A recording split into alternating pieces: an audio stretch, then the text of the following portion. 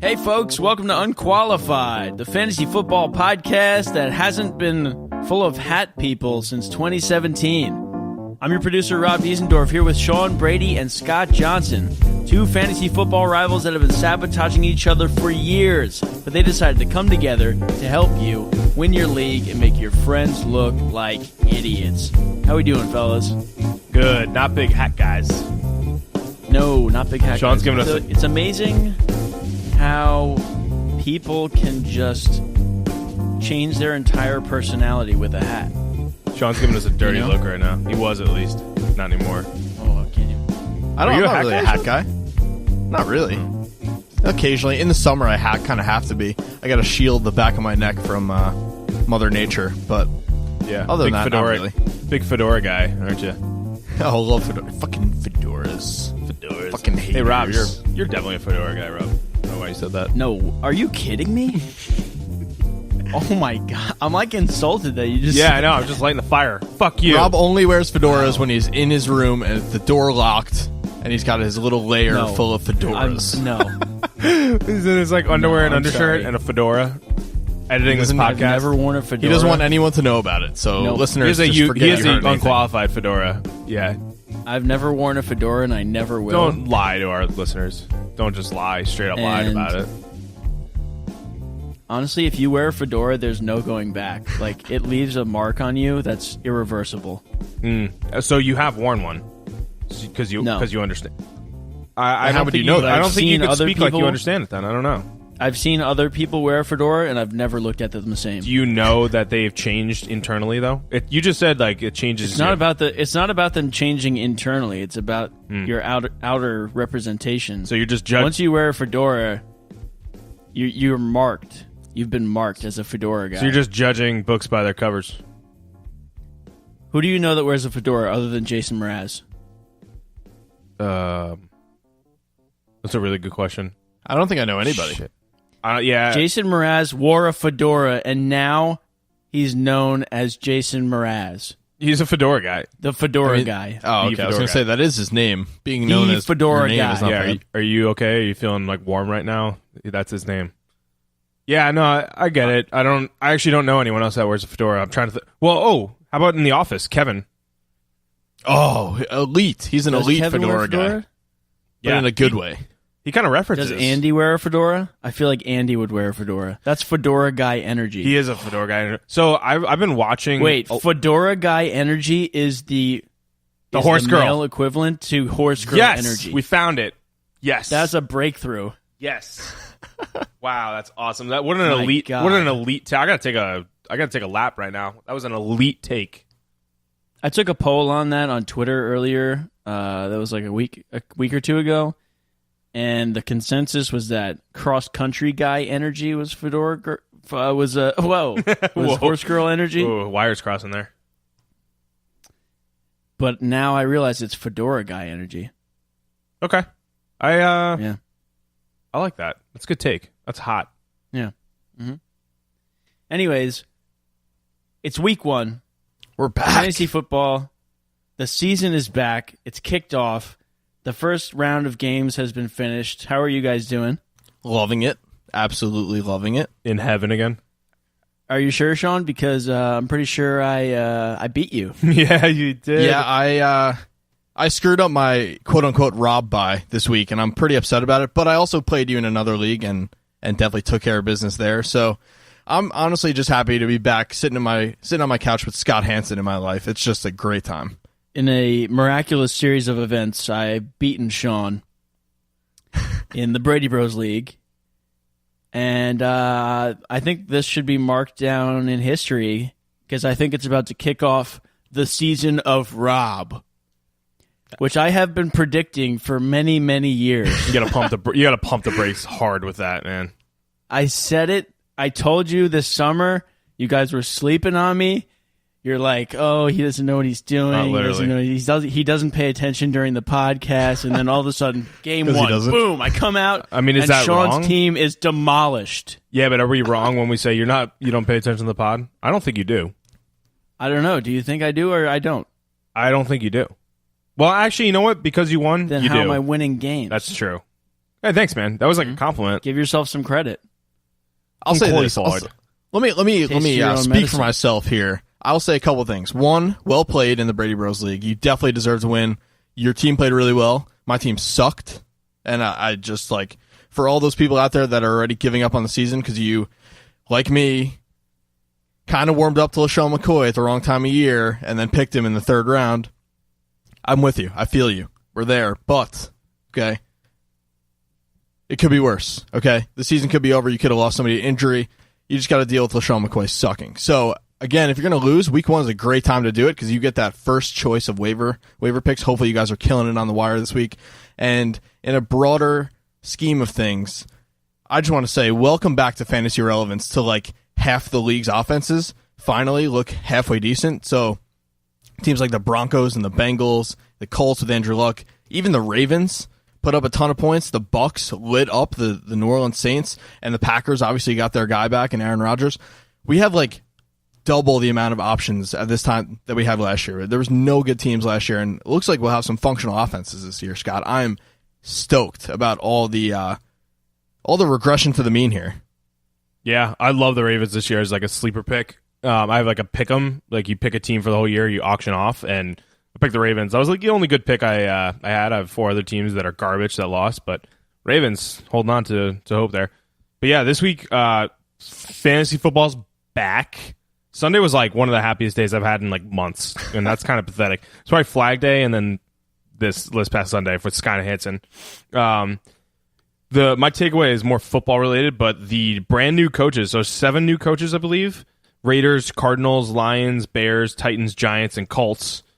Had a combined record of 0-7. Oh yeah. So those change agents didn't do too well, but also funny that the Colts played the Bengals in the first preseason game. They also played them in the first regular season game, and they played them in the last preseason game. And they won and lost, but yeah, those teams don't seem to be doing too well. I think it's too early to write them off. It's too early to write anyone off in terms of fantasy so far, but the only team I'm not worried about out of those is the Bears. I think it's like a poor man's version of last year's Rams, and the Colts with Luck back. It's good to see Luck back on the fold, and those quarterbacks, a lot of quarterbacks like having some good sneaky value this past week. Yeah, I was going to ask you, out of those 7 teams, which coach impressed you the most in terms of like fantasy value for their players? So like for me personally, I watched some of the Cardinals game with Steve Wilkes on the sideline, and he just looks like a wet blanket to me. He looks like he's just he's not doing anything for his team, and the Cardinals looked absolutely abysmal. So out of the other teams there, like which coaches do you think will probably do a good job this year and keep their guys producing on a high level? What do you think? I think the Giants with Pat Shurmur, that's going to be the highest producing. You got Saquon, who busted out like a 65-yard run, and why he went third overall. And Eli is going to be not serviceable, but the options that he has, like maybe not Engram, but Sterling Shepard, Odell is back. Those guys are really serviceable. I think the Colts, not the run game, but the Colts passing game is somewhat stabilized. Maybe not due to the head coach, probably with Luck because of Luck back. But the Bears, I really like the Bears defense a lot. I think they're a sleeper pick for this year, especially with Khalil Mack in the fold and some of those draft picks that they had in Kendall Fuller. But the Bears, I think, are like a poor man's version of the Rams in every aspect. So the defense is better. The quarterback is in his second year, had a terrible rookie year, but probably going to be better this year. And passing wise, they're a little more stabilized, and run game is pretty good too.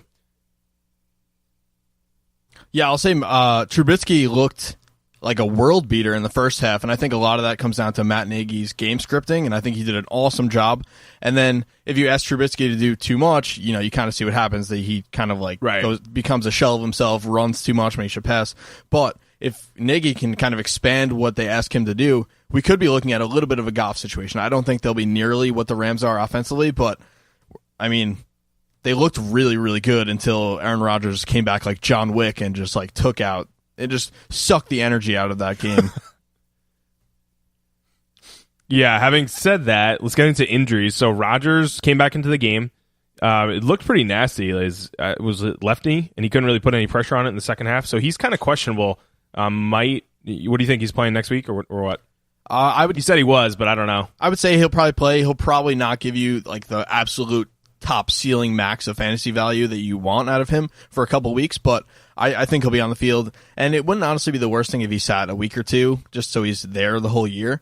I'm not super worried about the situation. Some other quarterbacks, though, definitely. Yeah, so we got Mariota had an elbow injury, didn't look good at all. Stafford had a knee and the wind knocked out of him, almost had to come out of the game for a play. Also threw 4 picks, looked like a rookie. Mariota and Stafford injury concerns. We'll get into their performances, but what about injury-wise? I'm not super worried about Stafford just because he was able to keep playing. Mariota, though, I'll talk about this later when we do a quick bandwagon check-in. Mariota is just like, he didn't play well, and he didn't really obviously get a chance to like play himself out of that slump, but he lost feeling in his hand after getting hit in the elbow, so I'm just going to say that's probably not a good sign. He'll probably be out a couple weeks, I would say. Probably should lay low for a little while. Running back injuries, you got Leonard Fournette, big fucking surprise there, the stupid hamstring injury, and Devontae Freeman, big surprise there with his knee. They both should be fine, but get their handcuffs if you can. And then Jeremy Hill, it's pretty tough for the Patriots running back, ACL tear, he's out for the year. So if Sony Michel is somehow in your league on waivers, pick him up. Oh yeah, immediately.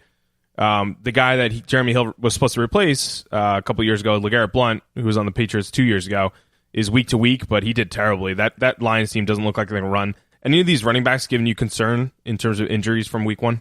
I will definitely keep my eyebrow raised on Fournette because he got banged up a lot last year. He's definitely someone I'll keep my eye, if I own him, which I don't, but if you own him, definitely keep your eye on the prize. Have TJ Yeldon as your backup because he actually played really well. Immediately. He's a must-add for Fournette owners. And then Freeman, I think, will probably be okay, but Jeremy Hill, you mentioned Sony Michel. That's a huge opportunity for him to come back from his own injury and kind of get it back on the field. And Kerryon Johnson in Detroit, he looked awesome. He didn't get the ball nearly enough, but he could be really good. He could, if they give him just the lion's share of carries and passing work, obviously Theo Riddick's not going away, but he looked really dynamic. I think he could start to emerge in the next couple of weeks as a flex starter for you at running back. I see what you did there. The lion's share of carries. Oh, man. I didn't even think of that. Wow. Did you do that on purpose? Very nice. I didn't, actually. Dude, that's hilarious. You know what I did? I'll take credit for it. Why not? Don't forget about the injury to Sean's pride after losing to me in the first week. That was brutal, man. 1-1. You guys split? Yeah, I played Rob in 2 leagues. Rob, I'll tell you right now, I was sick to my stomach watching LaShawn McCoy do nothing while every other player that I was looking at in the third round just had a monster game. It was just crazy. So hats off to you. You definitely earned that win in that league. That was not even on the same field as you. That brings me more joy than you know. Yeah. Rob, you should have seen my text, my phone blown up. Not blown up, sorry, Sean. But Sean was like, dude, what's going on with McCoy? What is wrong with me? Why did I take him? It was just this inner turmoil he had, an inner dialogue that he had with himself to me in texting, and it was kind of funny, actually. Because we both are shitting on our own teams in the Brady Bros League. That's just our experimental teams. Not to take anything away from you, but, Right. Now you're going to say they're your experimental No, team. don't. No, but you did really well, though. Rob, you did fine. Doing. I put up 177 points in another league, and I didn't feel good about it at all because I was so mad about the Brady Bros loss. So I just hand it to you. Well earned. I'd just like to say before we get into wide receiver and tight end injuries, I went 5-2 this week in my 7 leagues, and nice. I just had a last minute collapse. I would have gone 6-1, but Stafford decided to throw 4 picks and look like a rookie in 2008. So, just wanted to pat myself on the back a little bit there. I was kind of happy. Nice. Anyway, I was wide receivers. This is one of the guys that screwed me over for one of these leagues. Is Baldwin, MCL sprain in the other knee. So he had hurt his knee, and he said it was going to be 80 to 85% all year, a week ago. He just got an MCL sprain in the other knee on week 1, and he was out for the rest of the year. Out for the rest of the week. He's doubtful to return week 2, but this is going to look like a multi-week absence.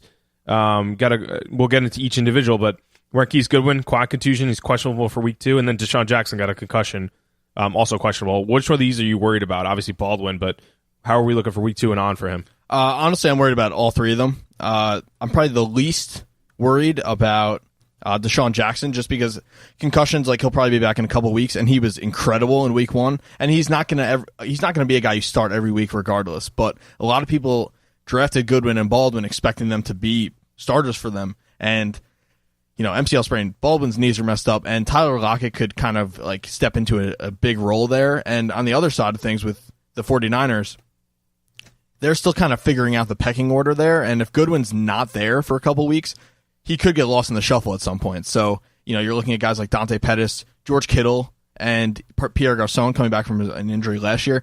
We still don't know what the 49ers are going to be. And if Goodwin misses that time, he could be left out at some point. Yeah, tight ends. We got Delaney Walker and Greg Olson. So Delaney Walker, dislocated ankle, out for the year. That's a brutal injury. Feel bad for him. He's 33. Hopefully he comes back next year. I think their backup is Jonnu Smith. I don't think he's worth picking up. Yeah, I agree. That team is just in disarray right now. Corey Davis might have a little slight bump if Mariota figures it out. But Greg Olson, unfortunately, injured the same foot as he did last year. He's in a walking boot and street clothes with crutches within 5 minutes of getting hurt on Sunday. So that's not good either. He's probably out for the year, right? Yeah, maybe not the whole year, but you can't count on him. You got to cut him, I would say. If you held on to him last year, the pain of like trying to wait for him to come back. So I definitely would cut ties with him, especially if they come out with any sort of timeline that's over like 6 weeks. Not even worth it. Real quick shout out to Katie Lay, Bay of the Pod, drafted both of these guys. Luckily, she didn't listen to me and also drafted Jack Doyle, so she's just fine, but still just brutal. Forgot about that. Brutal week in the tight end department for her. All right, so we're going to take a little trip back to, I think, 2007, when probably the foundation of our friendship, Anchorman, comes out. And Brick Tamland looks over at Veronica Corningstone during a news broadcast when she's subbing in, and he just looks at her and goes, "You're not Ron." Great scene. Great. So we decided to take that wonderful line, rip it out, plug it into this segment, and it's going to be a really short segment every week where we kind of highlight guys that came out of nowhere, where you're just watching a game and you go, "Oh, you're not Ron. You're not Royce Freeman." Okay, so what we're going to do here is just quickly name a couple of guys that literally came out of the woodwork this week, and see if any of them are going to stick around for the time being. So right off the bat, this guy, if you're paying attention to the Denver backfield this week, you're probably kicking yourself that you never even heard of this guy. Philip Lindsay, kind of like a passing down back. He had the same amount of carries and yards, 15 rushes for 71 yards, as Royce Freeman, but he also caught a touchdown, so he actually outscored the highly touted rookie. Philip Lindsay, undrafted free agent himself. He's a rookie. He's probably the only guy in this list that is worthy of a pickup, I would say, but definitely an interesting name as far as just kind of coming out of nowhere. What do you think of Philip Lindsay, Scott? Yeah, I think you need to have him if you're a Royce Freeman owner, so that should be like a hot commodity this week. Even if someone else picked him up and you have Royce Freeman, I would still actually, I don't know if I would trade for him, but maybe like do a little handcuff swap. So if you have Tariq Cohen, and because they have Jordan Howard, maybe you swap Cohen for Lindsay, so you have that whole Broncos backfield. But yeah, I mean, he looked good. I think he's like kind of like a hometown hero kind of guy. You know what I mean? Like he went to Colorado, now he's playing in Denver. The crowd was really into him, but I feel like he's going to fizzle out, kind of like Linsanity did with the Knicks. But yeah, worth a pickup if you're a Royce Freeman owner. Maybe even a flyer if you're low on running backs and you have, Le'Veon Bell that you're waiting on. Yeah, I will say he kind of popped off the screen though. He's definitely really quick, and he's a tough kid. So he's probably the most likely to stick around based on the other guys on this list. I'll quickly highlight them. So we have Philip Dorsett, who we've heard the name. He's bounced around the league a little bit. He got traded from the Colts to the Patriots, but he had a really nice week this week. Caught a touchdown from Tom Brady, and again, if Chris Hogan's going to suck, we're going to talk about Chris Hogan later, but Philip Dorsett is maybe someone I wouldn't pick up, but I would definitely keep my eye on. Keep him on your watch list. We also have Dante Pettis, who kind of jumped in when Marquise Goodwin exited the game, caught a really nice touchdown from Jimmy Garoppolo. He's got some like weird white hair under his helmet that I noticed, so definitely a character to keep an eye on. And then this one, probably the least likely to continue producing, Will Dissly, Seahawks tight end. Who? I didn't even know this guy existed, and he was like going over 100 yards, scored a touchdown, made it to our blue chip players of the week, which we'll talk about in a little bit. But I don't know, man. This football never ceases to amaze me in week one. The guys that you don't see coming. Yeah, pretty sure Disley was a rookie in the fourth round from Washington, so another hometown hero. You got to fact check me on that, you cuties. But Dante Pettis had a really nice touchdown grab, but again, put him on the watch list. If you have Goodwin and he's out for extended time, I would look for Pettis. But Phil Dorsett, as of this writing, Corey Coleman, it might be or is signing with the Patriots, so that could kind of muddle things a little bit for Philip Dorsett. But yeah, Philip Lindsay put a pickup in for him. You're not Ron. These guys are Ron. Supposed to be Ron, at least. These are the blue chip players of the week. So we're bringing this section back. I think everyone liked it last year, but we're going to go position by position and highlight the guys that killed it week one. So we'll do quarterback first. Ryan Fitzpatrick, 42 points, 4 touchdowns, 1 rushing. Drew Brees, 31 points. Phillip Rivers, 29. Patrick Mahomes on the Chiefs, 28. Oh, yeah. Aaron Rodgers, 25, coming back into the game. So we're going to give our blue chip Doritos Cool Ranch All-Star quarterback. That's too wordy. We're going to give our Doritos Cool Ranch All-Star pick for the quarterbacks to Ryan Fitzpatrick. That's still too wordy. But are you picking up Ryan Fitzpatrick? The GM said even though Winston is coming back from suspension in a couple weeks, the job's not necessarily his. So Fitzpatrick could be a starter all year. I personally am not picking up Ryan Fitzpatrick, but I am a Mike Evans owner, and I am ecstatic about that news because Fitzpatrick he'll throw 6 interceptions some weeks, but he's going to sling the ball, and I just think he's a better player than Jameis Winston. So I love it. I love Ryan Fitzpatrick. Keep him there, but I'm not picking him up on my own team. That guy does not give a shit. I'd rather have Tyrod Taylor on the Browns year long than Ryan Fitzpatrick, but cool week one stat there. Drew Brees is back. Told you to pick him. Phillip Rivers is back. We told you or never left. Patrick Mahomes looking I'm so like excited. He has to keep it up, but he was slinging the ball. He looks like maybe he could be the Carson Wentz of last year, which we told you about. And then Aaron Rodgers coming back. I think you have to pick up a backup like Tyrod Taylor or maybe Alex Smith on the Redskins if you have Rodgers, just to have some insurance if he goes down.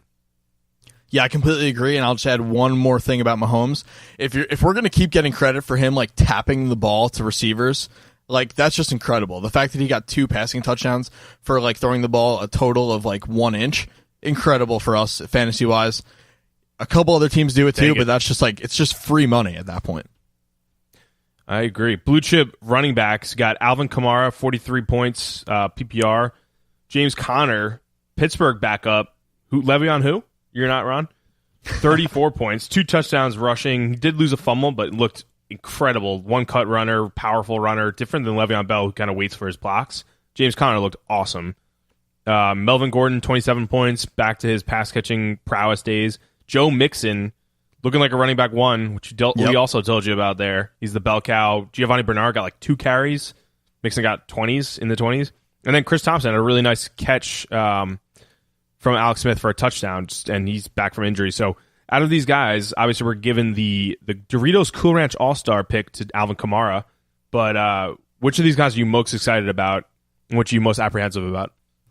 I'm actually most excited about Joe Mixon on this list. I actually don't own him. I wish I did, but he looked incredible, and shocker, they won the game when they give Joe Mixon the ball a ton. It just makes sense. I think they'll be a little bit better this year than they were last year, and I really like Mixon as like a back-end RB1, and he could even rise up into the upper levels of that if he keeps getting that steady diet of touches. Love that. I agree. James Conner, I would definitely trade him if I had him right now. I don't, but I think Le'Veon Bell will be back at some point soon, so get all the value you can get out of this guy. But, maybe you just want to enjoy the ride for a couple more weeks, and more power to you. Yeah, I think Bell, I don't know. It's too hard to say, so don't take us at our word, but I have a feeling that Bell's going to stay out for a couple more weeks. Just so you need a minimum of 6 games to play a full quote-unquote season. And under the franchise tag, which he hasn't signed yet, he hasn't signed his tender, it's just a weekly paycheck, if that's my understanding of it is correct. So you play a game, you get the weekly check. You don't play a game, you save your body on wear and tear, you don't get the check. So it's nothing like guaranteed money. It's kind of why you don't like these players don't like signing these franchise tags, because they get so much guaranteed money when they sign 5 for 90 years. Sorry, 5 years for $90 million, and 40 of it is guaranteed, regardless of if they play or not. So Le'Veon Bell, if you're looking at only 6 games to play, so he can save his body a lot of wear and tear, so the Steelers don't run him into the ground like they did last year with over 400 touches. Might be out for a few more weeks, and James Conner was a nice fill-in if you lost like Jarrett McKinnon or if you had Le'Veon Bell. Wide receivers, let's look at blue chips. So we got Tyreek Hill, 42 points, absolutely torched the Chargers defense. He's Michael just Thomas, playing a different game. Yeah, he's. I don't understand how he went so late in drafts. 33 overall on average ADP. He was top 5 last year. He should have been in the first or second round. So if you drafted him in round 3 or 4, kudos to you. Michael Thomas, 17 targets, I think 13 catches. 16. Unbelievable. 16 catches. Crazy. That's insane. Deshaun Jackson, we talked about him before. 2 long bombs from Ryan Fitzpatrick. Randall Cobb had kind of a fluky play where he ran through the middle of the Bears defense, but still looked pretty fast and like Rodgers' number 2 guy. Julio Jones, 28 points PPR, and then Mike Evans, 7 catches, 7 targets. So out of these guys, I know Tyreek Hill, let's take him out of the equation because I know you love him, and I love Michael Thomas, so take him out of the equation. Out of Deshaun Jackson, Randall Cobb, Julio, and Mike Evans, who do you like the most? Obviously, we're liking Julio and Mike Evans more, but out of the other guys, what are we looking at? Definitely Randall Cobb over Deshaun Jackson. I think Jackson's always going to be a boomer bust guy. Cobb could emerge as kind of like a nice wide receiver 2 or flex guy. I think he's definitely someone that you're happy about picking him. Like you probably got him like the 8th, 9th round in your draft. And let me just point out one thing about Julio. He put up the stat line without catching a touchdown, and that's just incredible. He's a freak athlete. We can't say enough. I feel like we say the word freak every time we talk about Julio Jones, but he truly is. He's the definition. If he catches more than 3 touchdowns this year, he's going to be like a top 3 receiver. So I'm stoked about Julio. I think he's just so good. And then Mike Evans looked great too. So you're happy if your guy's on this list, obviously. But as far as return on investment, I agree. I mean, I hate to bring it back to Tyreek again, but 3rd round for Tyreek Hill or Mike Evans, it's incredible. It's incredible value. Yeah, and Julio, they just force-fed targets. He had 19 targets. Michael Thomas had 17. Antonio Brown had 16. Golden Tate had 15, but they were playing a lot of catch-up. Odell had 15. Jarvis Landry had 15. Those are the leaders in targets. Those are like the number 1 guys on their teams, and pretty much the number 1 guys that were drafted that high too. So, with Doritos Cool Ranch All-Star going to Tyreek Hill, obviously. Tight end, why is this guy on here? Jared Cook on the Raiders. Yeah. 27 fantasy points. What the where, how? Rob Gronkowski, 23 points. Will Dissly, who we just talked about, Seattle, 19 points. Eric Ebron, the backup Colts tight end behind Jack Doyle. Andrew Luck-Nutoy, 15 points. Who are we looking at? Gronk, obviously, you have Gronk, you're playing him. Jared Cook, Will Dissly, Eric Ebron. Who do you like most the rest of the year? I mean, as much as I really hate Jared Cook, I'm out of those 3. I'm taking Jared Cook. This list alone just shows how weak this position is now. You just lost 2 starters this week due to injury. Jared Cook had 180 receiving yards this week. So, I mean, as much as I don't like him as a player, like that, those numbers speak for themselves. He caught the ball 9 times. He had 180 yards. He was clearly Derek Carr's number 1 guy this week. And obviously a lot of that might be attributed to the fact that the Rams have 2 of the probably the number 1 corner tandem in the league outside of Jacksonville, maybe even including Jacksonville. So they kind of wanted to feed the tight end a little bit. But I mean, Jared Cook, like, he just stole the ball from Aqib Talib on a couple of catches. So, he might be in for a career year this year under John Gruden. Yeah, it could be career year, but temper expectations. He's had 3 touchdowns in the last 3 years combined. We mentioned that stat in the tight end summit. Game flow dictated a lot of that. Derek Carr couldn't throw it to Amari Cooper, who had 3 targets, 1 catch. Jordy Nelson, 4 targets, 3 catches. Derek Carr only threw it to his wide receivers 9 times that game. Otherwise, he threw it to running backs and tight ends. Middle of the field, the Rams don't have really good, linebacking core. So I think this is Jared Cook's best game of the season. But Will Dissly, keep on waivers. Eric Ebron, keep on waivers. I would put in a claim for Jared Cook if you had, like, I don't know, a Trey Burton that kind of underwhelmed this past week. Yeah. All right, so those were our blue chip players of the week, and obviously we're highlighting our Doritos Cool Ranch All-Star players at each position. So Doritos, I mean, if you're listening out there, please sponsor us. We're definitely we're big fans of Cool Ranch.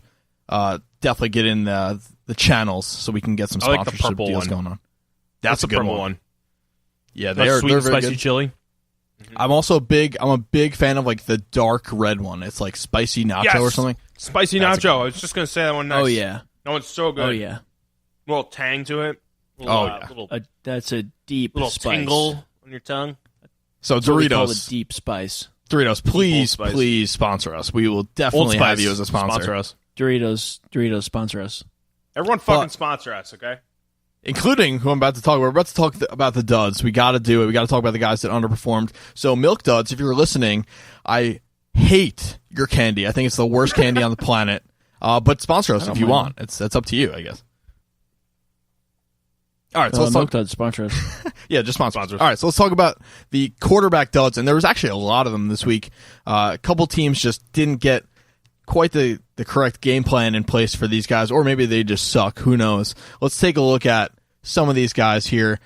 Not all of them will be fantasy starters, but they will impact fantasy starters on their offenses. So we're talking about Sam Bradford, Nick Foles, Dak Prescott, Matthew Stafford, Derek Carr, and Big Ben Roethlisberger. Scott, who are you most worried about? A, as a fantasy player themselves, and B, as far as like them draining the fantasy value of their teammates. What do you think here? You forgot Nathan Peterman on the Bills too. So he actually doesn't qualify as a quarterback for me, but I will put him up there too. Yeah, no. I mean, you forgot about him. But anyway, so Bradford, no. You were never really owning him. Derek Carr, no. Never really owning him. But Derek Carr's issues had a lot of impact on Amari Cooper. I think that was partly the Rams' defense. Probably one of the best defenses in the NFL. So I'll chalk that up to a bad week. I think Cooper will have better weeks ahead. He still got 3 targets. It's not that much, but new scheme, new coach. They're moving soon. A lot on their minds. I don't know. Whatever. Nick Foles, he looked out of sorts. I think last year, if you look at his stats, he kind of had similar games to what he did on Thursday night, but that was like the first game of the season, so I'll chalk that up to that. But I'm not picking up Nick Foles. I think not having Jeffrey didn't help him, but you know what it does help is the run game. Jay Ajayi looked incredible, and they want to get him the ball. They want him to be the main guy there, like the what's the word I'm looking for? Bell cow? The workhorse, bell cow back. Yeah. Jesus Christ, it's like I don't know. I gotta get more sleep. Yeah, so Jay Ajayi, I think is going to have a huge bounce back season. Dak Prescott, not taking him. The guy I'm most worried about, Big Ben was away. He sucks away, and it was like a really rainy, shitty game. The guy I'm most worried about is Matthew Stafford. 4 picks. They had to take him out of the game because he got hurt twice, and he looked a little flimsy. That run game is terrible. That defense is bad, which should help quarterbacks because they're playing catch up. But that offensive line is one of the worst ones in the NFL to me. That eye test, they were awful. So I'm really worried about Stafford this year. Yeah, and one thing I just want to point out about his head coach, Matt Patricia, I just found this out recently and I have to say something about it. He's like famous for being the guy with the pencil in his ear. Like people like see people that don't watch football, they just see him on the screen, they go, "Oh, he must be like taking notes, like he's a brainiac." Their play sheet is laminated.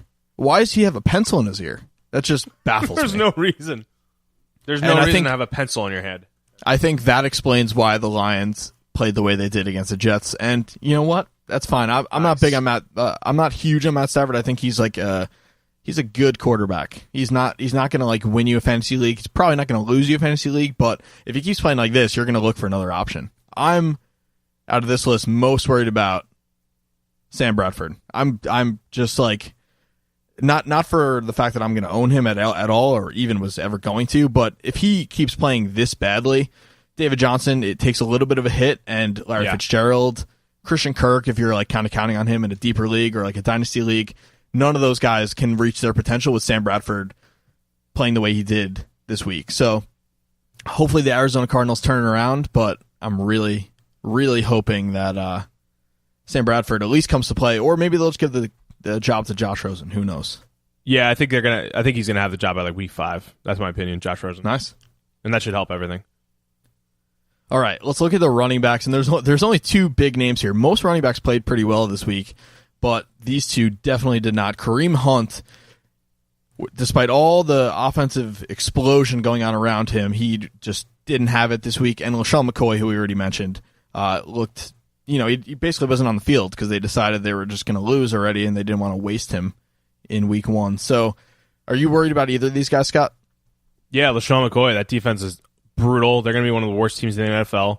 Josh Allen came into the game, didn't look all that promising. The Ravens have a really good defense, so you could chalk it up to that a little bit, but and game flow. But I think this team is going to be down a lot this year, and is going to be one of the worst teams. LaShawn McCoy's on the wrong end of 30, so I don't like him. I don't even think you need to draft a backup, like his backup. I just think you need to look elsewhere. Kareem Hunt, I think he's going to. I've said it all along. I think he's going to have more of a pedestrian season this year because Spencer Ware's back. Not that he took a lot of work away from him, but I think they're going to throw it a lot with Patrick Mahomes. See what kind of toy they got in their first round pick last year, and they got Sammy Watkins. So they have a ton of weapons now. I just think Kareem Hunt is going to have like a more of an underwhelming season. Yeah, I don't even want to think about either of these guys anymore, so I'm going to move on to the wide receivers. So we're looking at, again, it was kind of a good week for most offenses. Only a couple names on here, but Chris Hogan, definitely underwhelmed for New England. Doug Baldwin, who we already kind of talked about being hurt.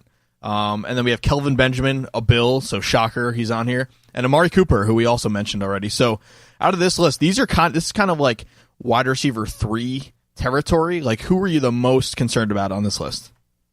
Doug Baldwin, because he's been kind of flimsy lately, and the knee that he hurt is the opposite one that was hurting before. Yeah. So now he has 2 busted knees.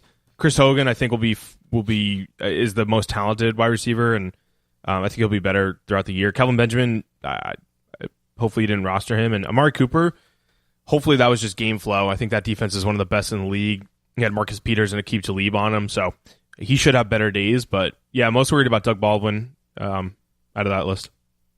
Yeah, I mean, there's been a lot of narrative out there about how much John Gruden likes to feature his ex-receiver, his number 1 receiver on his team, and I just didn't see it this week. So I'm really hoping that's not Jared Cook. Yeah, seriously. I mean, if Jared Cook's your number 1 receiver, you probably have bigger problems anyway. So yeah. So we'll see. Hopefully, fingers crossed on Amari Cooper. I really hope he has a bounce back year because last year he was definitely disappointing. All right, let's look at tight ends. And similar to Kareem Hunt, we have his teammate Travis Kelce on here. He only had 1 catch for 6 yards. Then we have Evan Engram on the Giants and Jimmy Graham on the Packers. Both had underwhelming weeks. Yikes. As if tight end wasn't thin enough already, who were you most worried about here out of these 3? Yeah, tight end sucks this year. Kelce, Engram, Graham all had bad weeks. Walker and Olsen got hurt. Five of the top tight ends that got drafted didn't do well week 1. Travis Kelce, I'm most worried about. I kind of called that one too. Yeah. It's like too early to tell, but he didn't look like he was part of the game plan at all. So I don't know if that was due to the new quarterback. They didn't have enough, reps in the preseason, whatever it was. But if your quarterback is throwing 4 touchdowns and you're rushing well and your offense is running a train on your opponent and you only have 1 catch for 6 yards, but you're supposed to be the best tight end, like the best person in your position, I'm worried about that. Yeah, I mean, if Tyreek Hill is just going to just destroy and just completely eviscerate opposing defenses every week, Travis Kelce will probably be left behind. And it kind of has to be mentioned that Sammy Watkins didn't put up a ton of numbers, but he looked really good. So I don't know. I'm definitely concerned about Kelce too, especially just based on the fact that you have to draft him so much earlier than Engram or Graham. Obviously, those guys will have their day. So will Kelce, but you're kind of counting on Kelce to be like one of your top players if you picked him. I don't know if that's going to happen this year. Yeah, that does it for the duds. Let's get into the next section. This is a new section, so shout out Griffin Osler. One of my coworkers also went to school together. Good guy, great guy. Great big football guy, too. Used to play football, big into the NFL. Gave us a great idea for a new segment. So we're calling it Talk Me Off the Ledge, but basically it's like a panic or don't panic. So we're going to name guys that kind of relate to the duds that we had, and we're going to tell you if you should panic or not. Side note, and just transparency up front, week 1, after 1 week, is not the time to panic about really anyone, but we'll get into this segment is going to evolve as the season goes on. But first, to start, we got LaShawn McCoy. We just talked about him. I'll just go in chunks of 3. So LaShawn McCoy on Buffalo, Matthew Stafford on the Lions, and Derek Carr on the Raiders. Panicking or don't panic? I am 100% panicking. I own LaShawn McCoy on one of my teams, and I'm trying to trade him this week. I probably will wait a week because you're not going to get anything for him, but I just don't want to watch the Bills. I don't want to rely on the Bills to give me any production this year. And And I've honestly seen enough in 1 week. Obviously, the Ravens were probably pissed off that the Bills took their playoff spot last year, but yikes, that was probably the least impressive team in the league, and that's saying a lot. So, again, I'm definitely panicking on McCoy. I'll probably wait a week and trade him, but I'm definitely trying to get something back for him because I don't know, I just can't trust him. And you always have the possibility of a suspension looming also. It's just not a good situation. Plus he's old. It's just everything is a negative with LaShawn McCoy. I'm not excited about him at all. Stafford, definitely don't panic.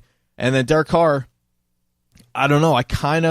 He had 3 picks, but, John Gruden, say what you will about him, he definitely screwed up the Khalil Mack situation, but he can coach an offense. So Derek Carr, obviously you probably didn't draft him anyway, but I don't know. I don't know if his value takes too much of a hit based on this off week against the Rams. I think he actually could have some sneaky value this year. Yeah, I think Gruden is a perfect fit for the Raiders. It was just a bad week 1 draw, like the Rams. That's tough. Rams coming in and smacking you in the face. They did. I think they were tied at halftime, 10-10 or 13-13. So they stayed with him, and then the Rams just like game plan, and McVay took over as a genius. Then we got Jimmy Garoppolo on San Francisco, Matt Ryan on Atlanta, and Travis Kelce. We just talked about Kelce, but Jimmy G and Matt Ryan, are you panicking or you're not panicking? I mean, they're both QB2s, so you probably have a starter with them. I would probably, if I want someone on the waivers, I'm probably cutting Matt Ryan because I don't see it. But Jimmy G, I think Jimmy G's biggest problem is actually, it's funny that you group these guys together. It's the same problem Matt Ryan has, the red zone. But I think Jimmy G is young enough that he can figure it out. Matt Ryan he doesn't really have the red zone chops right now. So Jimmy G, I think, can find them. Matt Ryan, I don't see it happening. So I would definitely not panic on Jimmy G, and I guess you could call it panicking on Matt Ryan. What do you think? Yeah, Matt Ryan's going to be the first one I drop in the one team I have him in. Jimmy G, if I need space, I'm going to drop him too. But Travis Kelce, obviously you're not dropping, and I wouldn't panic necessarily, but I would still put him in your lineup. But just have a backup plan. Get Jared Cook, trade for Trey Burton. You could buy him low. You could buy Kyle Rudolph low. Next couple of guys, Amari Cooper. These are kind of similar guys that we talked about, but just in terms of panicking or don't panic. Amari Cooper, Kareem Hunt, DeAndre Hopkins, and Deshaun Watson. Not panicking about any of them. Obviously, I'm a little shaky on Kareem Hunt. We just kind of talked about him. I will say with the Texans, don't panic at all. I think Bill Belichick is a master game planner, and you just saw, obviously, Deshaun looked absolutely lost, and Hopkins didn't do too much, but that's what Belichick will do to you, especially when he's had months to prepare for you. So I'm not super worried about the Texans. I think they'll bounce back. They may not be like the world beaters they were last year when Watson was healthy, but they're gonna be really good. They're gonna be a top 10, top 12 offense. So definitely stick with both Texans. Hunt, definitely raise your eyebrow, but you gotta wait. You can't jump ship on a guy you picked probably in the top 13 picks. Yeah, I agree. I mean, Hopkins, he had 8 for 78 on 11 targets, so nothing like bad. PPR, that helped you, but standard, that's not what you're looking for against a team that you thought would play a lot of catch up. And the chemistry that Deshaun Watson had with the whole team, just looked off. Everything looked off. I think once Will Fuller comes back and takes some pressure off of Hopkins will be better, and hopefully Watson will be too. But you just need some time for them to kind of warm up. Kareem Hunt, wouldn't panic, but I would downgrade him a little bit. I think he's a high end running back 2 this year, or maybe a low end running back 2 even.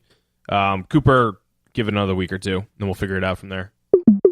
All right, we're going to start off the next segment really quick. This is just our rapid fire bandwagon check-ins. You'll remember from our podcast on each positional summit, we kind of picked a bandwagon guy that we want to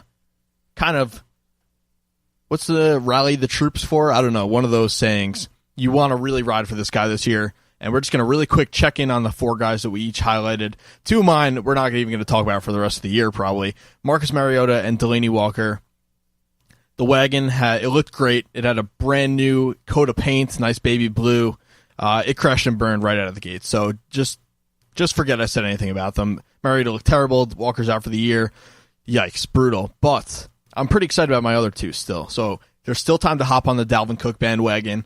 He didn't have the huge stat line in week 1, but he looked out of this world on the field, and he's someone that I think will be a rock solid RB1 the rest of the way. And Josh Gordon, I mean, come on. First off, there's this whole thing about Hugh Jackson quote unquote won't start him to, punish him for going away and getting treatment. And I get that. But then he wound up starting him because of the personnel grouping. Just makes no sense. So he kept him off the field pretty much the whole game, threw him back on the field in the fourth quarter, winds up scoring the game-tying touchdown against the best team in the division. Week 1, after an 0-16 season, I mean, this guy, you can't make this stuff up. He's a really good player. When he's on the field all the time, he's someone I'm definitely excited about. So I'm 2 for 4 right now, but I'm pretty excited about the 2 I got right. 2 for 4 is not bad. All right, so I got Royce Freeman as one of my main bandwagon guys. He did 15 for 71 yards. Literally the same exact stat as hometown hero Philip Lindsay, but I feel like Lindsay's going to kind of he's going to kind of like, what's the word? Fizzle out. He's going to fizzle out. I think Royce will win that job out. He's too high of a pedigree, too talented. As the season goes on, the Linsanity for Lindsay, the Lindsay, I don't know, whatever. You get what I mean? It's gonna fizzle out. Jay Ajayi is gonna have a huge bounce back year, and Peterson season has the workhorse. So I think as long as health permits, he's gonna kill it. So do it okay there. Funchess did okay, but Cam didn't really throw it. He didn't really get into a rhythm throwing it wise. I think Cam ran it a lot and was pretty significant with his carries, but didn't throw it to his wide receivers. I think that might change with Greg Olsen out, and they'll have time to game plan without him. Funchess was a converted tight end from college, so he should be the guy. And Pat Mahomes, fringe QB1 after one more solid game. Give me one more solid game. I'm in. I'm jumping on that wagon with you. Jumping on that wagon with you. This week, I'm playing him over Stafford this upcoming week. Forget it. Yeah. And then Kyle Rudolph should produce more. I think Kirk was just trying out all his new toys with Diggs, Thielen. I think Rudolph should have some bounce back. I mean, he had a touchdown, but he didn't get a lot of looks. But I think that should change. Yeah, absolutely. I'm excited about that Vikings team, and I'm all in on Pat Mahomes. I'm actually starting him in 2 different leagues, and it just kind of went up that way. He's a guy similar to Wentz last year we were super excited about. I'm not saying he's going to be an MVP, but if week 1 is any indication, he's a guy you want on your fantasy team. So give ourselves a pat on the back. What do you think about that? That was a good call so far. Good calls. Good calls on our parts. All right, it's time for Panda Watch. Mood is tense. We just kind of searched for a name that wasn't like Stock Market or Stock Watch like every other podcast I seem to be listening to. But it's essentially the same thing. We're going to talk about guys that are trending up, guys that you got to keep those eyes trained on. Brian Fantana's paying special attention to these guys, and some guys that are trending downwards too. So we're going to start with quarterbacks. These guys are all trending up. Obviously, they're kind of from different tiers of value, but they're all looking like they're going to be better than you might have thought coming into the year. So Andrew Luck, Alex Smith, Joe Flacco, Tyrod Taylor, and Case Keenum. I think Luck's obviously the one that's probably like start worthy, but out of those other 4, who are you excited about after week 1, Scott? Yeah, I think Alex Smith is. I'm kind of pumped up about Alex Smith. He was in the top 5 quarterback last year, very sneakily with subpar weapons. And now, sorry, did he have subpar weapons last year? Yeah, he kind of did, right? No, sorry, Jesus Christ. I'm gonna start that over. Scott, good job. He has less God, I need more than 3 hours of sleep. He has more subpar. He doesn't have the same weapons as he had last year. Let's just put it that way. We found it. He's gonna do well. He had 2 touchdowns. What an idiot! What am I saying? He had 2 touchdowns to a tight end and running back, Chris Thompson. I think he's going to rely on those guys, and I think Jay Gruden will get him the ball in sneaky ways. I think he could be a top 15, maybe even 10 quarterback. I like him a lot this year. Yeah, he doesn't make a ton of mistakes. Phonics, sponsor us. Hooked on Phonics, thanks. Fuck you. Alex Smith does not make a ton of mistakes, which is really, really nice. You don't have to worry about those interceptions coming off the board. One guy that you do have to worry about that with, I actually kind of like too. Case Keenum looked really good for Denver. I mean, fantasy-wise, not physically. He had 3 interceptions, but he also threw 3 touchdowns, and this is kind of what he was in college, and I think it's closer to what he'll be in the pros. He's not going to be what he was last year. He's not going to be the perfect quarterback for the Minnesota Vikings to take them, to the NFC Championship game or, all that stuff. I think he's going to make a ton of mistakes, but he could have some sneaky QB2 value if he continues to just chuck the ball all over the place. Let's look at guys that are trending downwards for quarterbacks. We talked about all three, so I'm not going to waste your time here. But Jimmy Garoppolo, Deshaun Watson, Matt Ryan. It's tough to feel great about one of those guys after week one, but I think I'm sticking with Deshaun Watson out of these three as a guy that I'm still super excited about. What about you? I was sticking with Jimmy G. I think Deshaun Watson looked really scared out there, and it was the Patriots, so they can game plan for him. But I think defenses are going to start to figure out Watson. He came out of nowhere last year, came out of left field, and defenses didn't have enough tape on him to really know what to expect from him. And he only played 7 games last year. It's kind of crazy to think about that.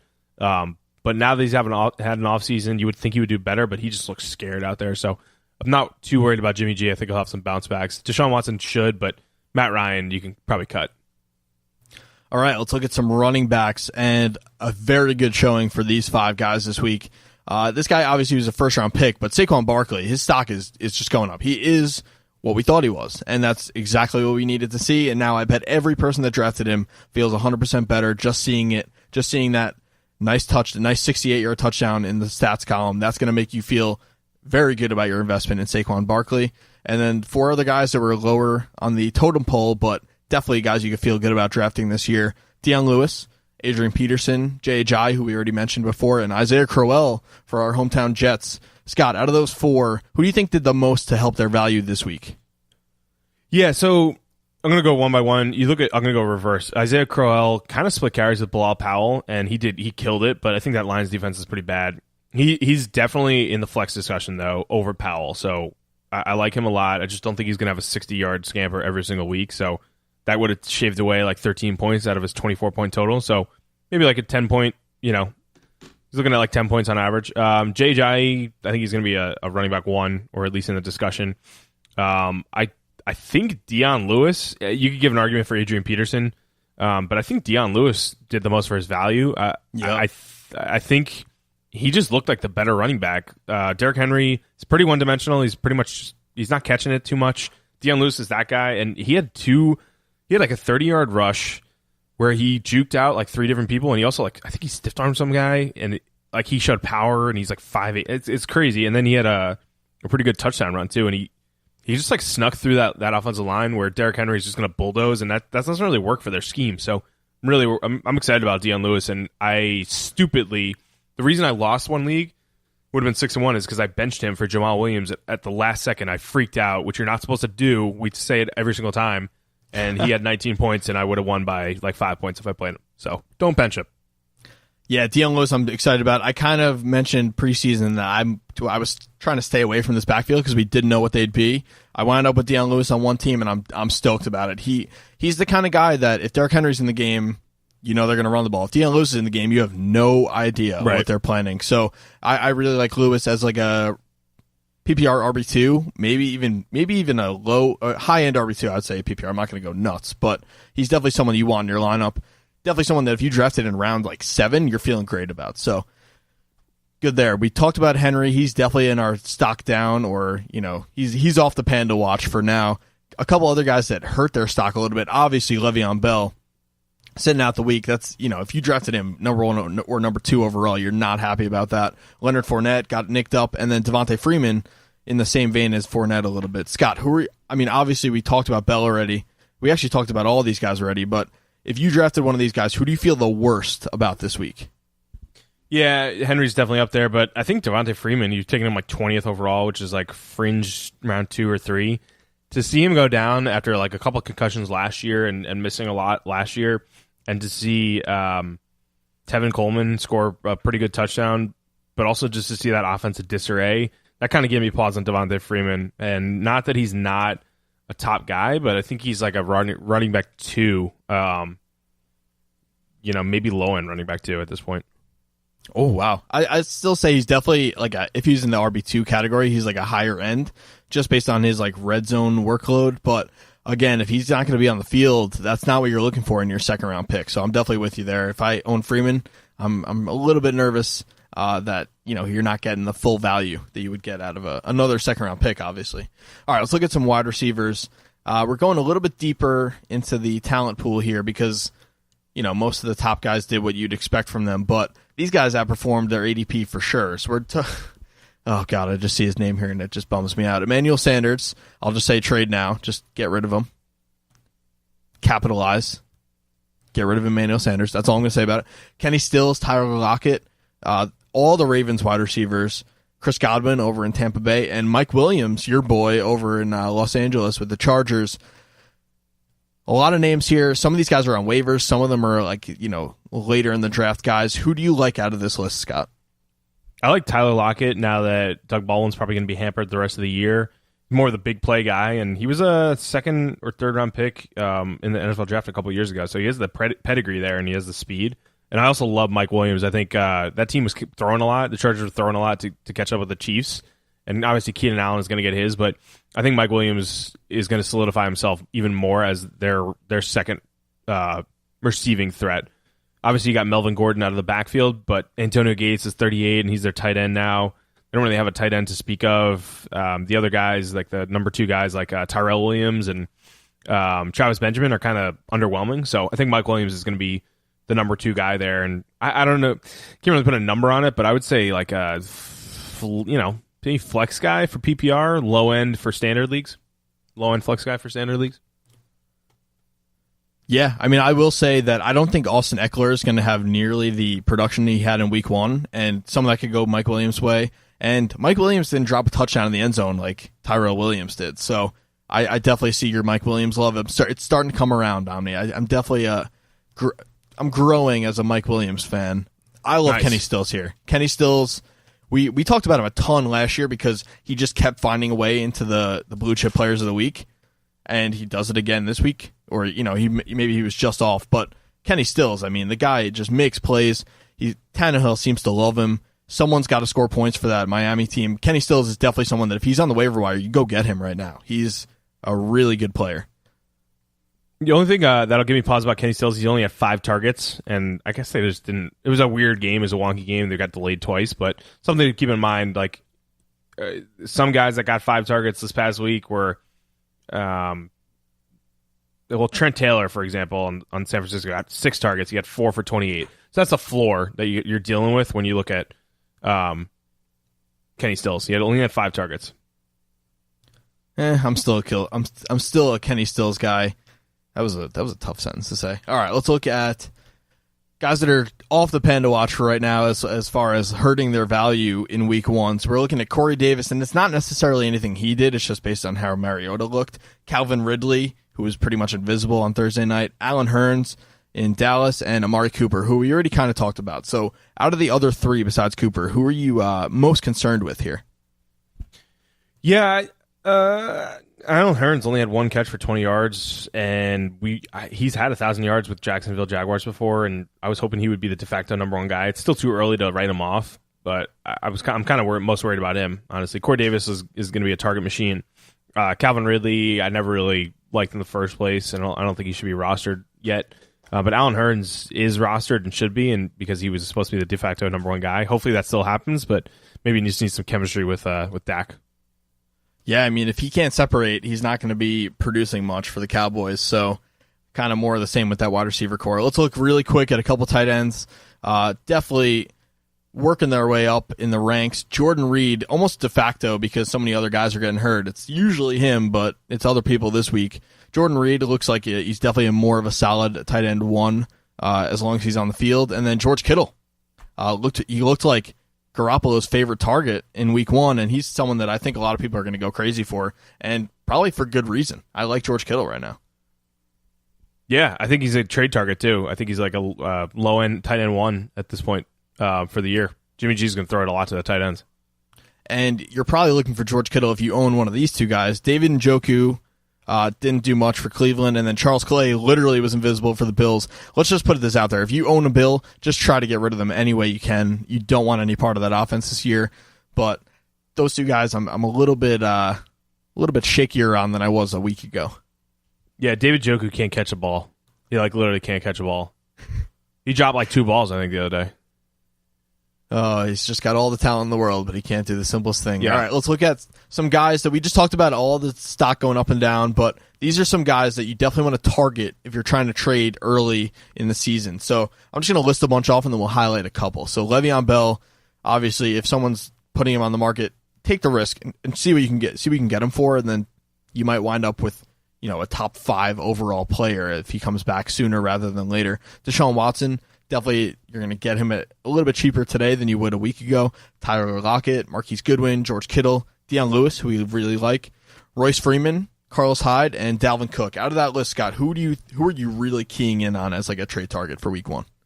It's just a gut feeling, but I really like Carlos Hyde this year. I think Duke Johnson was invisible, and he was supposed to be the guy like out of the backfield in week 1. It was supposed to be a shitty, rainy day. Duke Johnson was supposed to catch a ton of balls from Tyrod Taylor. Tyrod barely looked his way the whole game, and they were just giving the rock to Carlos Hyde down the middle. And I don't think Nick Chubb is going to be any threat anytime soon. I think Hyde is like he's only been in the league for 4 years. They got him in the offseason as a coveted free agent, and he should be the guy. Like, he's in his prime right now. I think Nick Chubb is too one-dimensional. He doesn't really catch it, especially because they have Duke there. So I like Hyde a lot this year for the rest of the year. Yeah, I definitely see that Carlos Hyde love. He honestly was awesome with San Francisco, and they just kind of decided to go a different route. But Hyde is a good player, and he's on an offense that is, if nothing else, much better than they have been in years past. So I agree on go getting Carlos Hyde. He's a guy you could probably get pretty cheap also, just based on that week 1. Dalvin Cook for me. If someone is panicking about Dalvin Cook, just capitalize. He's going to be an RB1 this year, and he didn't have a huge week 1, and there's probably a lot of people out there saying, like, they're taking a look at Alvin Kamara and going, well, why didn't Dalvin Cook do that for me? That stuff's not going to happen every week. See if you can pry him away from somebody that doesn't value him correctly, and just laugh about your championship later on. All right. One of our favorite sections last year is back. Would you rather? We're going to go position by position. We're only going to do 2 matchups, just looking ahead to week 2 for each position. So we're going to give you 2 guys at a time, A or B. We're going to say, I'd rather have A. Okay, we're going to redo that. It's all good. Jesus Christ. Oh. All right, it's time for Would You Rather, one of our favorite sections from last year. Crowd pleaser, if you will. We're going to do each position and look ahead to week 2. So we're going to do basically some key matchups, some guys that you might be you might have both of these guys and not know who to play. So we're going to go right into it. Quarterback, we got our first matchup, Tom Brady at Jacksonville or Patrick Mahomes at Pittsburgh. Who you playing week 2? I actually own both these guys, and they're on different teams, so unfortunately I don't have to make this choice. But call me crazy. I'm going Pat Mahomes this week because Jacksonville is a scary defense, and Pittsburgh is not. The Browns just put up, I think it was 23 points on them, and I'm willing to ride this Chiefs hot wave as long as I can. I think it'll be a shootout. Pittsburgh's at home, so they'll be putting up points too. I'll definitely I'll gamble on Pat Mahomes this week. He could win you the week. And I don't think Tom Brady's doing that against Jacksonville. Yeah, I'm going to go Pat Mahomes, too. I think Pittsburgh, Joe Hayden, their top cornerback, is a little banged up. And Tyrod Taylor he didn't shred that defense, but defense didn't look all that good. Jacksonville still has the best two of the best cornerbacks, if not the best cornerback tandem. So I think he'll probably have like 10 points, 11 points. Next matchup is Matthew Stafford at San Francisco or Matt Ryan versus Carolina. Oof. Oh, man. I don't know. I would definitely, as long as he's healthy, I'm starting Matt Stafford here out of these two, just based on the fact that it's more important for him to throw touchdowns for his team than it is for Matt Ryan, because he doesn't have the same stable of running backs that Matt Ryan has. So I'll go Matt Stafford, but I don't feel great about it.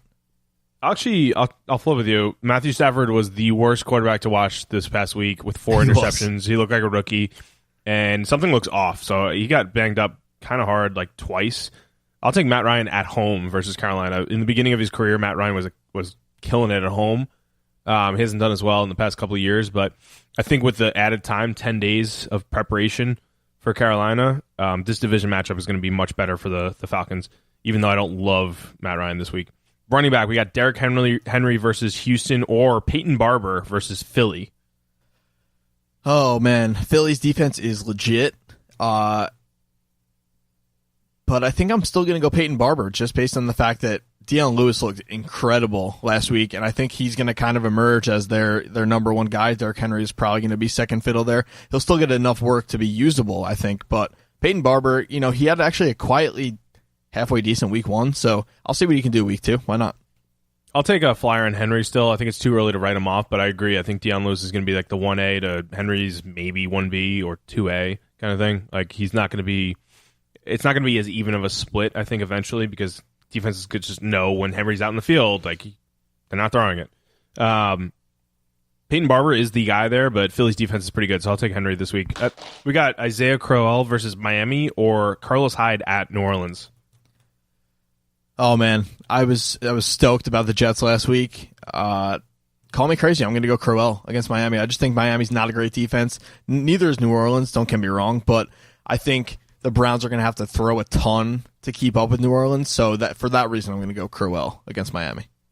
I'll take Hyde at New Orleans. Peyton Barber didn't do much against New Orleans last week, and the weakness was in the passing game. But I feel like the Browns are actually more.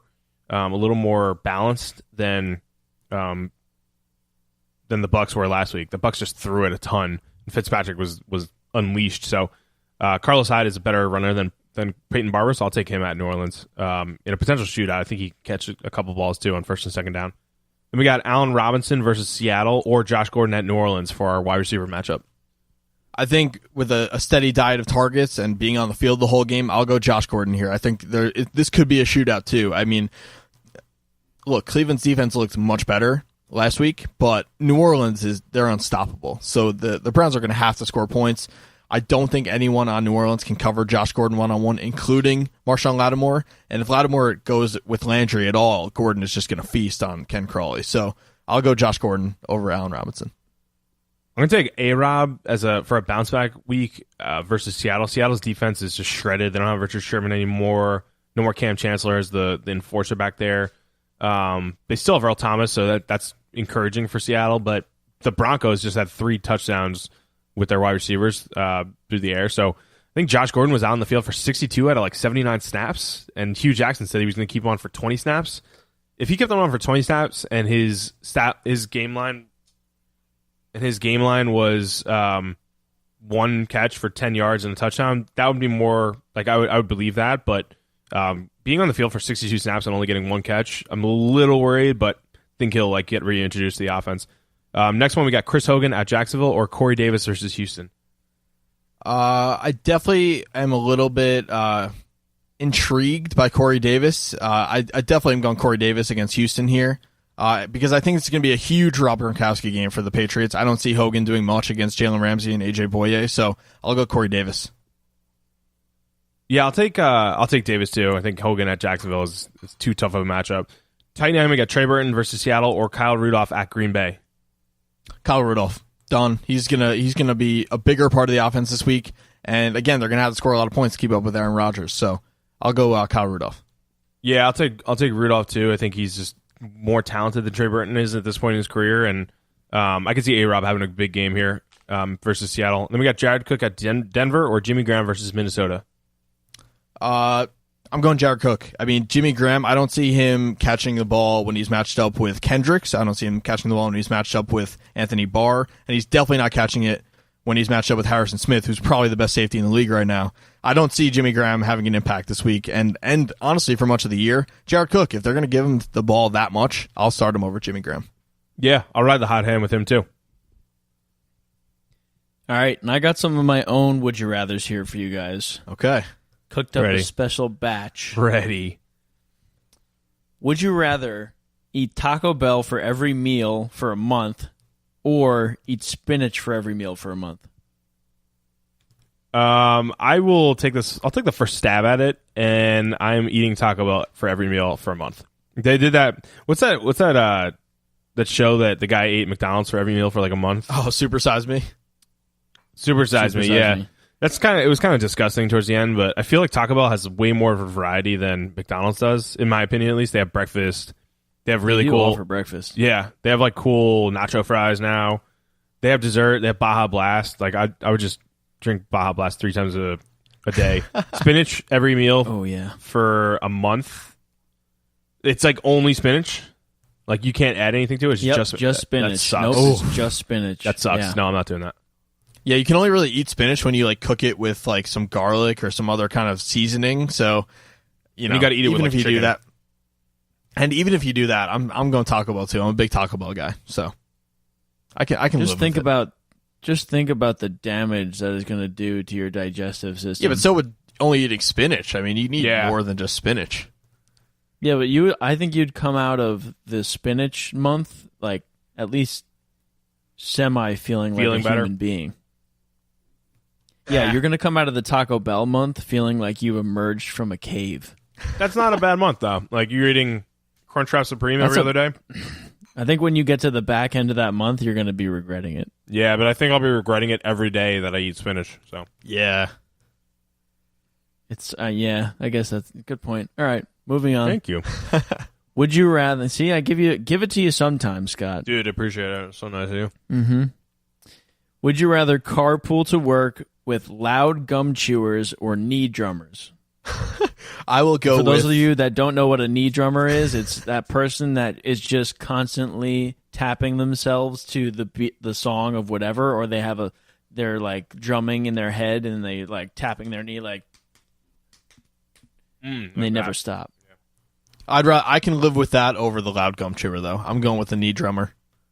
Yeah, loud gum chewers are like the worst types of. They're like the worst humans, honestly. Close your goddamn mouth when you're chewing your gum. It's disgusting. It's disgusting. It's repulsive. It's so disgusting and gross. I can't handle you loud not gum like chewers. them or No, something? that's like they're worse than slow walkers on the sidewalk. I said it. That's a bold take. No, I said it. That's I stand by that. I will stand by that for the rest of my life. I am so. Oh God, I'm so passionate about this. Close your mouths when you chew your gum. Okay, I'm Say done. no more. Say no more. I don't know. There's a special place in hell for knee drummers for me. Yeah, when I'm listening to really music weird. in the car, I just want to hear the music, and if there's somebody drumming to it, it tweaks some part in my subconscious that just makes me want to like run the car off the road. I don't know what it is. I feel like I can deal with a loud gum chewer. Like That's weird. I don't know. There's something about somebody ruining my music that like pisses me off even more than somebody that just is chewing. I can see that. Yeah, they I can see they that. can ruin your music with their loud gum chewing though. Yeah. All right. Well, next one is: would you rather only be able to charge your phone to 10% battery every time, or be forced to install software updates on your phone twice a day, every day? I would do the software updates because it's kind of nice to like, get a break from work every now and then, or when you're like watching TV and you need a software update. It's like, all right, I'll take a half an hour and I'll go shower, and by the time I'm back, it'll be done. It's really annoying, but I need my phone charged to like 100% every single time I charge it.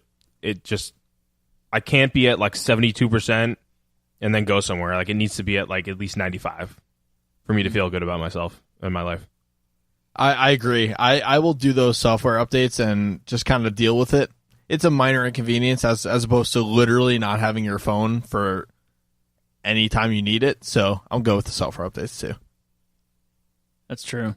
A part of me wants to take the 10% battery thing just so that I don't use my phone and I can just let it die and just forget about it. Because think about it, if you don't, Like if when you you go can't charge camping? your, yeah, right, exactly. There's like something. It's like a what is it? Crutch? It's like a paradise getting away from your phone sometimes. A crutch? Yeah, it's a crutch.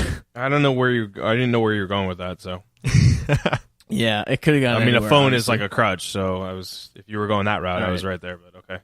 All right. Well, anyways, the next one and the final one is: would you rather have hair that grows 10 inches per week, or be entirely hairless? Okay, hear me out here. I'm going to say I would Okay. rather be entirely hairless because think about the logistics of 10 inches per week. And that's not, and here's where you're probably missing the point. Okay. Yeah. Your normal hair on top of your head, 10 inches per week. Yeah. It's crazy, right? But think about your eyebrows.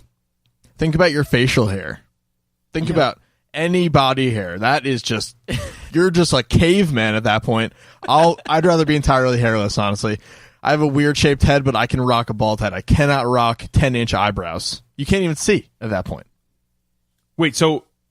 Oh, I read this wrong. I thought it was just the hair on your head. all of your hair. Oh, No, it's all of your hair. God.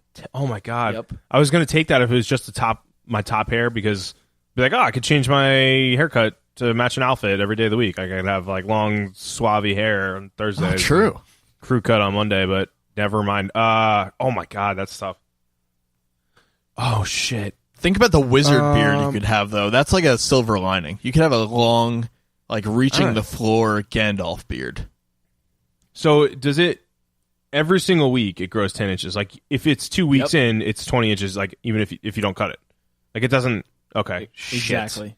Shit. Oh my God. You're there's so literally many- going to have to be trimming your hair every day. Your body hair, at least. like twice a day, 3 times a day. Because you look at it, it's like an inch a day, and so it's growing at astronomical speeds. by midday, your hair grew it's literally a half an inch. shooting out of your body. Yeah. All right. I'll go hairless. Much easier. I feel like I can't Yeah, pull but it think off. about but this, though. I don't know. Oh, but you don't Think have about this, though. eyebrows. Oh, I didn't think of that. You don't Yeah, have you're not you don't gonna have have eyelashes eyebrows. either, though. Like you don't have anything. You're not going to have eyebrows. You have right. Oh, you don't have nose nothing. hairs though. I don't like nose hairs at all. Right. Wait, so what are you gonna do? eyelashes You're going to get eyebrows hair? tattooed on? I think eyelashes are technically hair, right? Oh, Yeah, fuck. they are. Are they technically? Yeah, they are. They are. Okay. Yeah, I'll just go hairless. I don't know. Yeah, they definitely are. I don't know. This is I don't know. this is the I just best got one of confirmation this from slate, by the way. A confidential source What's that that? eyelashes are hair, indeed hair. So What's that, Sean? This is definitely the best would you rather of this slate, and this is like Yeah. this is gonna haunt me figuring this question out. Mhm. Because think about how weird that's going to be, not having eyebrows or anything. Like, are you going to get them tattooed on? Are you going to just explain to everyone your situation? the guy Ryan Shazier on the Steelers isn't he hairless? I think so. Or he's like some condition that he can't grow hair. And I feel like he pulls it off pretty well. Yeah, he makes it work. Yeah, like you can make it work. You can't Think make about all the time. eyelashes that are 10 inches long work. Right, exactly. All the time it takes to like maintain that. Like that's just crazy.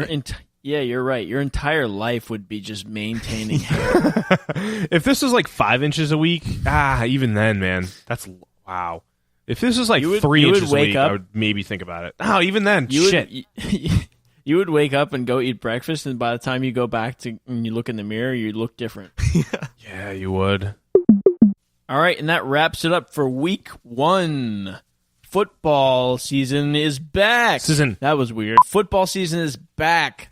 What the fuck am I doing? All right, that wraps up week none. What? Fuck. I said week none. What the fuck? Football season is back, my guy. Fuck. All right, well, that wraps up week 1. Football season is back, my dudes. It has It's been a football doozy. season, my dudes. I can't believe I beat Sean in week 1. That must sting really bad.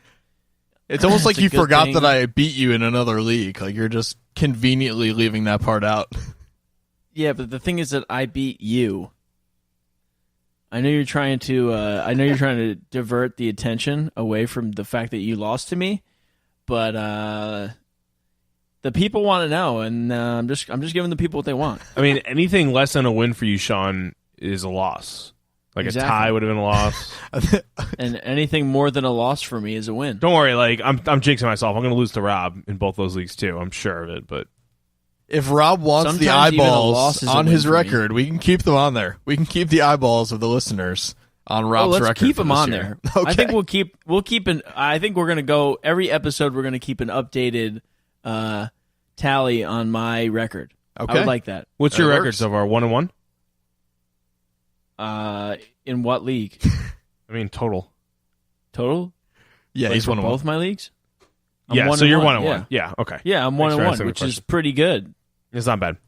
It's not bad. That's pretty good. It's pretty good. Like we always say, folks, this podcast is yours as much as it is ours. So stay active in the channels. We want to hear from you guys. We've got more hot takes coming, and we're goddamn excited that this season has just begun. Oh yeah, fired up. Find us in the channels. Stay active in the channels. See you next week. Well, see you later. Well, see you later.